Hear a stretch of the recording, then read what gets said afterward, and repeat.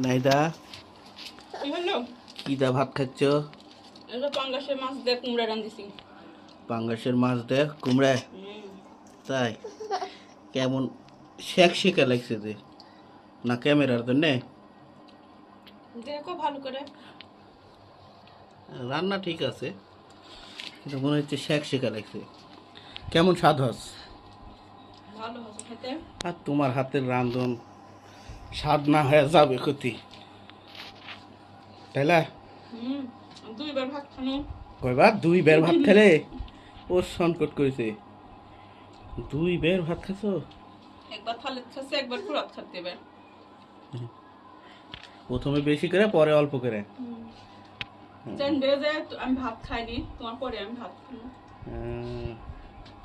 চালাকি করে ভাত গুলেন শেষ করো।